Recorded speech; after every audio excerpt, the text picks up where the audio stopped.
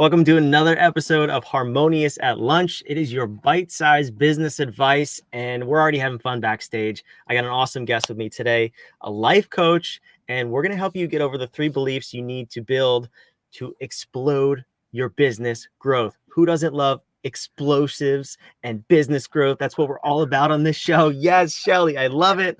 We're jacked up over here. Harmonious at Lunch, though, why are you here? Like I said, it's the bite-sized business advice. It's those little nuggets that you need to help grow your business and take it to the next level. We provide the context to the surplus of content in the world. If you can't make sense of it, why would you listen to it? So we're going to tell you what you're hearing, how to hear it, how it applies to your business. And we're talking about mind, body, and business today. So woof, that's a mouthful. I'm excited to dive in. First and foremost, though, Shelly, welcome to the show. Good to have you here. Brandon, I can't wait to be here. I've been waiting for it all week, and now we're here, and we're going to talk all about like what is going on in your head when you're like thinking about your business and you're like, why isn't it growing? Like, what is going on? What do I need to get done this week to shift my business forward? That's amazing. I won't tell you what's going on in my head because you don't want to know, and the audience probably doesn't want to know either. But we want to figure out what's going on in their head and what might be holding you back. So before we dive in, I mentioned you're a life coach. You help entrepreneurs. You help a wide range of people, but we're talking to business owners today. How did you get into life coaching? So I got into life coaching because basically my head exploded. I had a baby. It came out, and I went immediately into postpartum anxiety. Which really, really sucks. If you've been there, it's just not fun. It is solvable. It is something that is temporary and treatable with professional help. And I got lots of professional help, but I got it a little late. It took about 2 years to really get properly diagnosed. In that time, my brain decided to just hate on itself. So like that little groove that goes around in your head and tells you how good you are, mine was like, you're terrible, you're terrible, you're terrible, you're terrible, you're a terrible parent.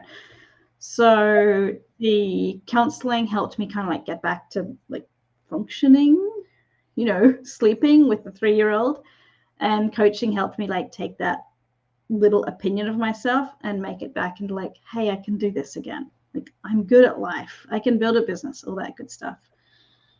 So I primarily talk to people that are feeling like they're not good enough, they're not worthy, and we get them back to feeling good and worthy and happy again. That's amazing. And it's such an important transition. First of all, to recognize that you're in kind of that rut and the need to get out of it. But I want to jump back real quick because the postpartum depression and anxiety thing, I mean, I have 3 kids, but I didn't push them out. I don't think that's a surprise to anybody if you're watching or listening. My wife never went through that, thankfully, but I'm always curious because, that's something that I personally can't relate to. I feel like a lot of men can't relate to that. What is that really like? And how would that show up for someone in business, man or woman? But like, what are the signs of something like that? That's a really great question because I had depression before. So all I knew was that I'm not depressed because I'm moving, I'm getting stuff done. What it looked like was doing stuff constantly just to keep moving in order to not feel. Really classic example of one of those key moments. I'm like, okay, something needs to change is I'm like pulled over on the side of the highway, bawling my eyes out. I've dropped my daughter off at school, off at daycare, and I'm driving to work. My husband, he's at work. He drives past the other way up in Whistler, and he sees me stopped on the side of the road. Chucks a massive Yui, comes down. He's like, what the hell is going on? Like, what's the problem? I'm like, oh, no, it's fine. I do this every day. Like, he's like, you cry? I'm like, yeah. He's like, while you're driving? Because I'm usually actually driving. It's like, yeah. And he's like, no. He's like, safety dad. He's like, he knows I'm not a great driver at the best of times. There's no way I should be crying while I'm driving 15 minutes to work. So that was kind of like one of those wake-up calls for both of us. I'm like, okay, this doesn't feel normal anymore. Like, it's felt normal for me for so long, but now it's like objectively looking at it, it's not, something's not right. So we went to the doctors again, and we got a bit of extra help there. Yeah, that's interesting. So I'm going to use your phrase. Did you say chalk a Yui? Was that the Aussie way to say that? That was yours. Yeah, you chuck a Yui. Chucky Yui. First of all, I'm stealing that. I love that phrase. And so we need to figure out how to chuck a Yui in our life here and in our business so that we can Yeah. build these beliefs and explode our business. So, but I want to clarify real quick. You said you went to a doctor, a therapist. What are the steps? Because you're a life coach. So where do we start, and where do you fall in that line on the path to explosive business growth? So the first step to starting, and I tell everybody this, is just tell someone. It doesn't matter who you tell. Like, it can be your next door neighbor. It can be anybody that can help you get to that first doctor's appointment or that first counseling appointment or that first therapist, and just say, look, I've had a baby. Something doesn't feel right. I don't feel like I'm coping. I'm good enough. I think something's not right in my head. It's really, really okay to tell somebody, because then you can get to that next step, which is usually it's counseling, some form of medication. Medication worked great for me. I'm so glad I took it. And I didn't have to be on it forever. I just took it till I felt better. They checked on my health, made sure I was good. And then at the end, I was like, okay, the doctors are saying I'm good, but I still feel like I'm not good enough. That's when the coaching comes in. I was going to say, because one of my hangups with traditional therapy, drugs, whatever it may be, is they get you to this societal norm, if you will, which has slipped over the years into what's accepted. But as entrepreneurs and high achievers, we need to be at our peak, at our most effective. Like, we need to be top of our game. The societal norm is not going to cut it if you want to grow a business. So how do you, well, let's dive in here. How do we start building these 3 beliefs so that we can achieve more, we can grow businesses, we can lead teams, and build ourselves to the person that we need to be? Yeah, so these 3 beliefs are all based on the idea that you need to be showing up for your business to grow. And if you're not showing up, then it's one of these 3 reasons. You ready to hear them? Oh, I'm so ready. Let's hear So them. number 1, belief in yourself. Okay. So for anybody that doesn't feel good enough, this is that one. Number 2, belief in your tools, skills, products, the thing you do for people.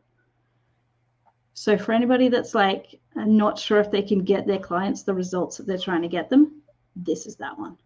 Number 3, belief in your clients. That they're out there. On that one? Belief in your clients, so that they're out there, that you can find them, and that they want to pay for what you have. Okay. All right. I like that. So for anybody that's like not moving in their business because they think the economy's in the toilet, this is that one you need to be working on. Now we're talking about beliefs, not reality. So beliefs as in the stories we're telling ourselves in our head, because what we tell ourselves in our head is what drives our feelings, aka our motivation, which then has us either showing up for our business or sitting on the couch. Got it. Okay. So belief in, let's take the first one, because I feel like that's probably the biggest with most people. Well, let me ask you then, what is the most common limiting belief when you start working with people out of those 3? It depends how they got into like their why, right? Like if you get into your business because you've been let go of a job and you're really good at your, like a CEO, VP, consultant, you're going to come into your business knowing you can get the job done. You're really high belief in your skills and your tools. So that's never going to be a problem for you. But if you come into your business with like an urgent need to help people with a thing, like you have the cure for tonsillitis or whatever, like you have the cure for a real problem in that, or like your kid's not sleeping, you're going to have such passion for your clients, but you're going to butt up this sense that you're not good enough to help them. Interesting. So I guess when we're starting to tackle this, what is the first step that you take after you've identified, where they are and what's lacking, what their beliefs are? How do we start to build new beliefs, but not only just build new ones, totally eradicate the existing negative beliefs?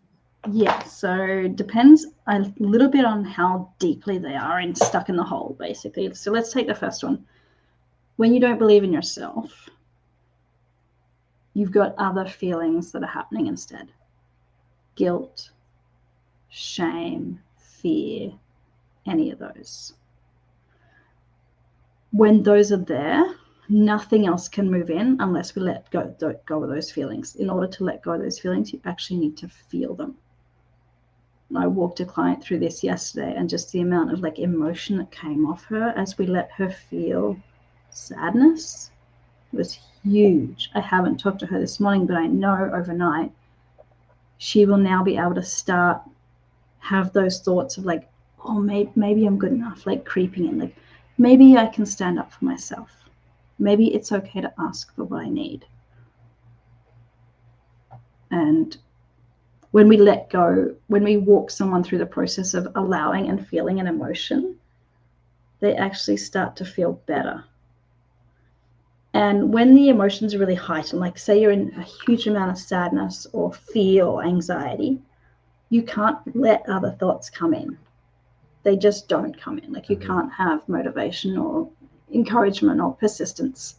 So you need to bring the emotion down, the emotions that are kind of keeping you stuck, in order to let new thoughts in.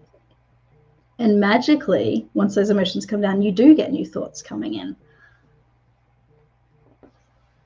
Yeah, that's really interesting. So when you're having them feel whatever the emotion is it, are you taking them back to the original moment that they started feeling it? How do you get them to really feel that effectively so that they can empty it? Yeah, that's a great question. So it's not like therapy. We're not unpacking Hmm. an old thing. And I'm very careful in my coaching that there is a place for therapy. And if they need to be with a therapist or counselor, then that's a separate conversation. Yeah. We just let them have that feeling in their body.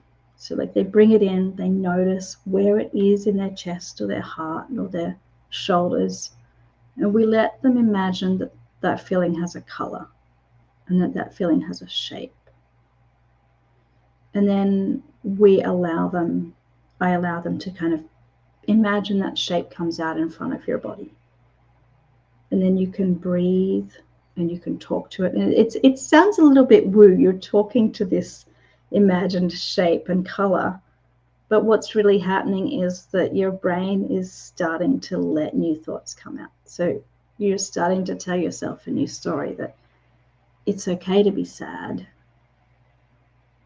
It's okay to let feelings out. And then when you let that feeling out, you can start to see, oh, you're actually an incredible person. You've just been holding sadness down for so long. Hmm. Yeah, I mean it might sound woo, I guess. I actually saw Tony Robbins do this at one of his events, and I don't know whose idea this was to do first, but anyway, I saw him do it, and I saw the woman's face like it literally changed immediately when she imagined this. It was like I think she said it was like a black jagged sphere kind of thing, and she was holding it, or imagining she was holding it, and her face and her whole body and demeanor just changed because it was now out here, and she was looking at it and speaking to it, like you said.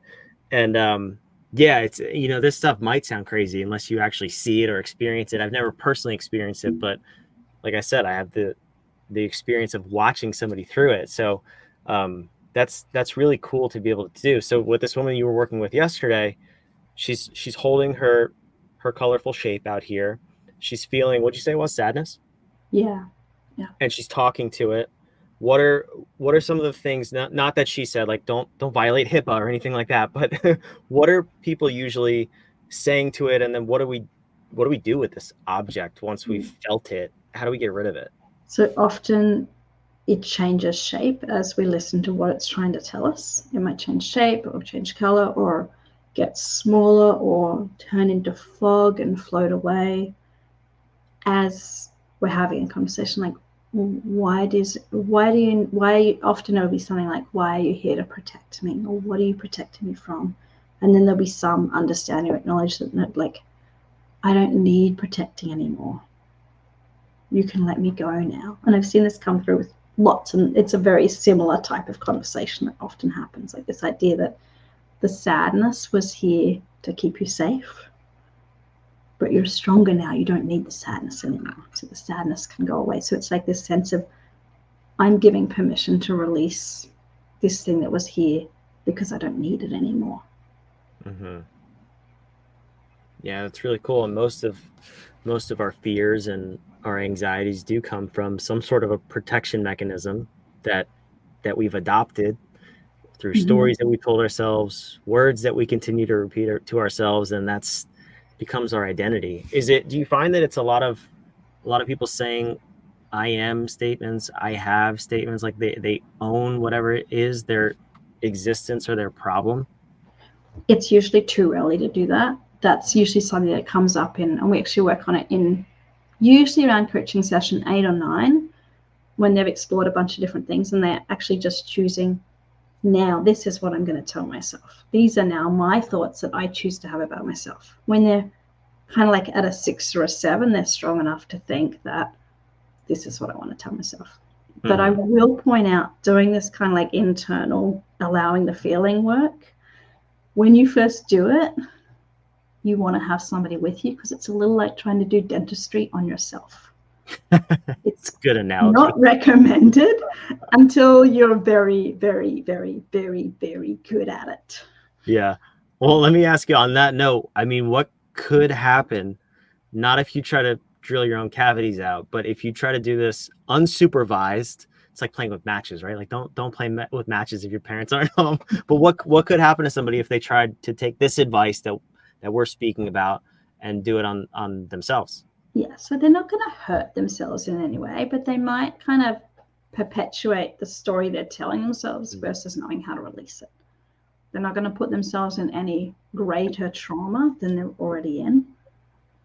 But it's kind of going to be like not actually finding the cavities, not actually filling the holes.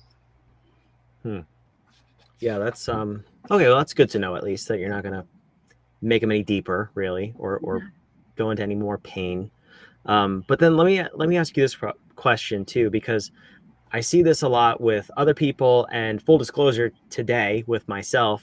How do you separate the difference between these negative beliefs and holding yourself back versus maybe just a little bit of burnout or exhaustion? And full disclosure, before you answer the question, actually, as a matter of fact, I can prove it. I posted on Facebook. It was just an engagement post with my followers, and I said, I'm just not feeling it today. Like I'm not. What do you do when you're at your A game? And I don't know if I need to go through this work or if I just need a nap. Like, how do you diagnose the difference? Because for me, it could be one or the other. I'm leaning towards nap, but do I have to lean towards this sort of work that we're talking about? How do you help somebody through that? Well, it's a little bit of practice of like trying it. Like, okay, I think today's a nap, and then you wake up from a nap. You're like, whoa, I guess that wasn't the thing I needed today. So you got to get a little practice at like, and it really just is closing your eyes and checking in with yourself, and getting better at kind of being onto yourself when your brain is going, oh, you really need to deal with this emotion, but like your avoidance part is going, just go nap. And you might listen to the napping words for a while, and then eventually you'll be like, oh wait, no, I knew it all along. I need to go deal with this particular feeling and emotion. Like, that's what's coming up again, and it will come up again and again until you kind of take care of it. Yeah. That's interesting. So I'm going to start with nap for those of you watching and listening, and I'll give you my feedback. I'll see you on the next episode. We'll see what's going on then. But no, I mean, for me, it's very rare, but I know we've been in the middle of a launch and building, and it's like, it just catches up. And I think that's normal too, for those of you listening. So start with nap, then we're going to reach out to Shelly. So I want to put your website on the screen here. If someone does want to maybe inquire about how they're feeling or help themselves get to that next level, your website's on the screen. How can they work with you? Well, the best way to connect with me is either by jumping on my mailing list and hitting reply to an email, or just finding me on Facebook and sending me a message via DM. Just reach out, because I know how hard it is to just reach out to somebody. How people actually start to work with me is they book a consult, and we have a very private little Zoom screen consult where we find out what's going on in their head. And then in that consult, it's a decision, well, do they want to coach with me or not? And we just work through what that looks like. And we do all the hesitations. We're like, oh, I'm not sure I want to. That's all part of the consult. Like, it's a really, really structured way to just make a decision on what's next for you. That's awesome. I know you said it was a 12-week process, but I'm sure people come out on the other side looking totally different and way more energized than when they go in. Totally. And it's really incredible to watch my clients go through that and come out at the end and they're like, wow, I couldn't imagine I could have changed this much in 12 weeks. Yeah, that's incredible. I love stories like that. Well, Shelly, I appreciate you coming. This is it's a topic that probably not a lot of people want to talk about, kind of like you hinted at right there, but it's necessary. And in terms of the harmonious architecture and what we talk about on this show, how do you hear this information, right? That's the promise I made in the beginning. And it's simple. We talk about mind, body, business on this show. Harmonious is business. It's the business architecture that every business needs to have implemented to scale their business efficiently. But the mind and body, if you're the leader, the founder, the owner, you got to have your mind and body in check. It's a 3-legged stool. If you're missing a leg, you're going to fall over at some point. And you have a cat on the screen there. For those of you listening, there's a cat that just walked in front of me. This is amazing. But anyway, he meets everybody at lunchtime. I love it. Well, he heard lunch and bite size and he was like, I want some. That's awesome. So when you're hearing this information, first and foremost, join me, take a nap. We're going to take a nap right now. We're going to see if this feeling goes away. And then if we need to, we can take that next step. But seriously, if you need help, if you are crying in your car on the side of the road, these are not things to be ashamed of. They are problems that can be solved by the right people. And thankfully, we have Shelly here, who is one of the right people who can help you solve that problem. So Shelly, thank you again. This is a great episode. And I'll see you watching, listening, wherever you are. Make sure you hit that subscribe button. And I'll see you on the next episode of Harmonious at Lunch.